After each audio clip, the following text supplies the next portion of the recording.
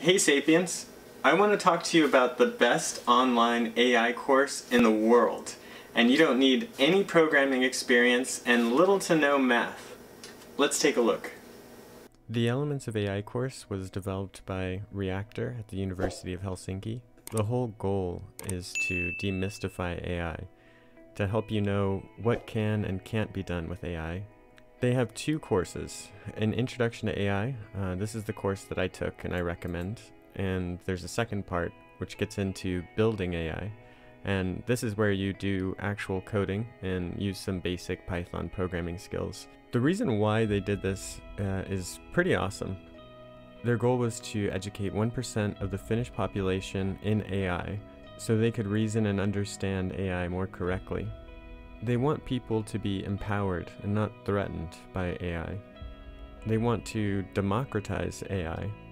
They've had over 650,000 students sign up for this course. They have graduates from 170 countries all over the world. And 40% of their participants are women, which is a pretty big number. Trust me, I've been in some courses. The course covers 6 chapters. What is AI?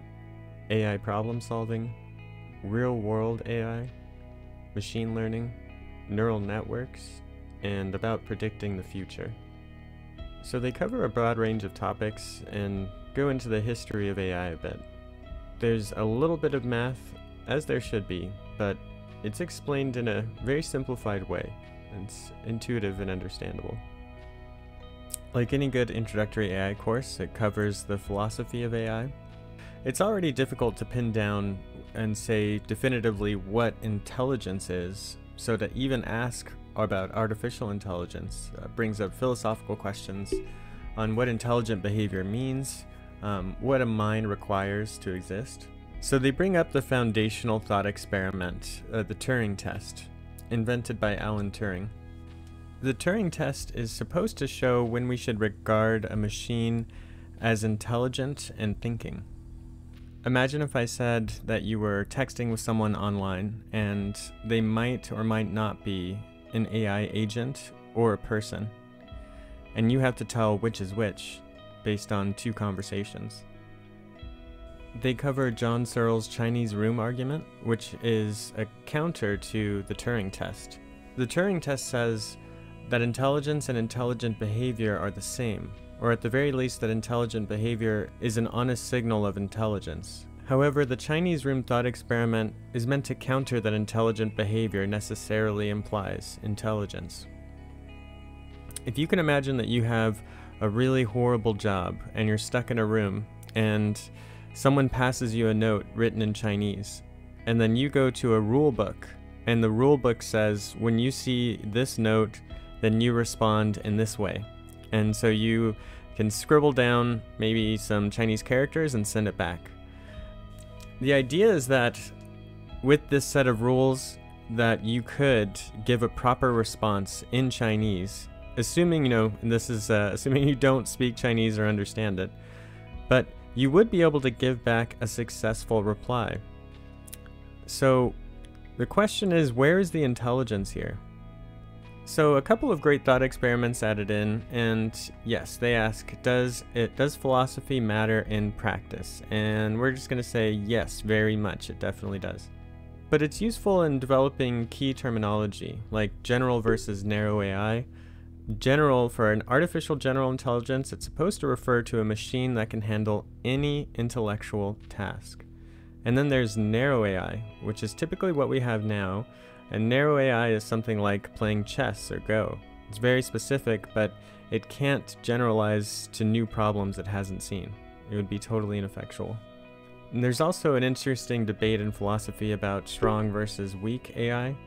It's almost like the connection between general versus narrow AI. Strong AI would mean genuinely intelligent like we are and self-conscious. Weak AI is what we actually have, which is systems that are narrow and they exhibit intelligent behaviors, but they're mere computers. I'm sure most people are really interested in machine learning and neural networks, and how they explain it is pretty fun. While they do have you do some basic math, learning weights and inputs, they go into the perceptron, activation and outputs, all this good stuff that you would definitely want to know. But there's also some fun exercises. Like this one is happy or not. This is an interactive way to set the weights of a neural network, which if you take this course you'll learn what that means. But you want to classify happy or not, and the data that you are expected to classify is right here. There are 8 examples of happy faces and 8 examples of sad faces. And you want to train this neural network by setting the pixel to either 1, -1, or 0.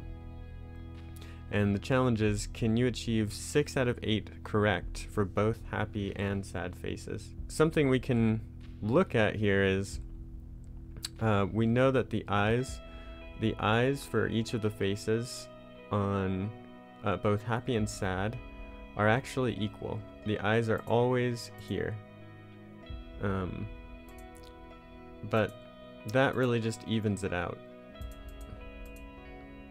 So if we use the eyes and we set it to -1 or 1, then we can correctly classify happy or sad. But you can see how there's this trade-off here.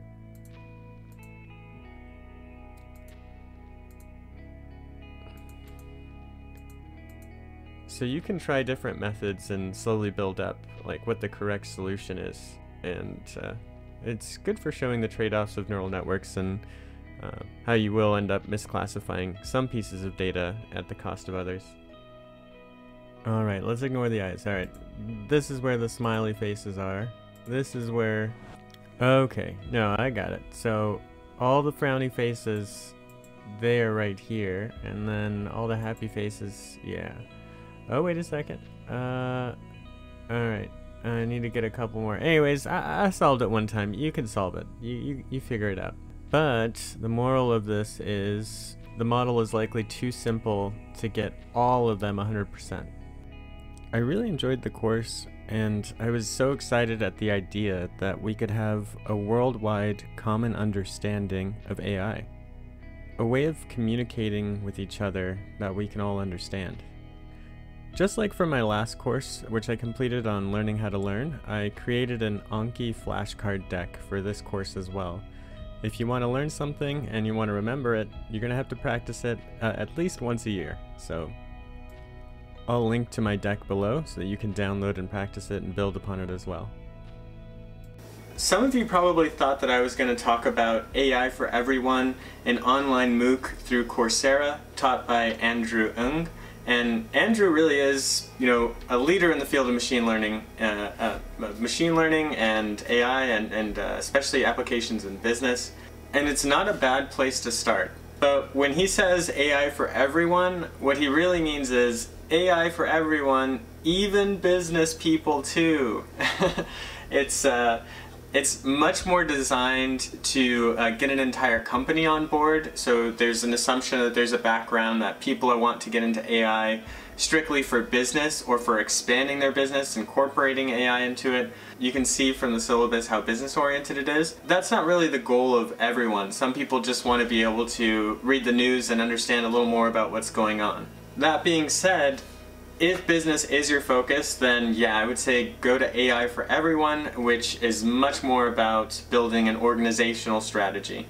One downside is I did look into this course as well. When I went to go take the quiz and I answered all the questions, once you get down to submit, it says you need to buy the course, which is really frustrating. I just want to be graded, and I have to spend $50 to buy the course. So that's a big downside to that as well. This is another course I highly recommend, also taught by Andrew. He was at Stanford University when he was teaching this course, and it's just titled simply Machine Learning because that's precisely what it covers. So it's a subsection of AI, and it goes from just showing you the syllabus here. I mean, linear regression with one variable, covers logistic regression, neural networks, and also support vector machines.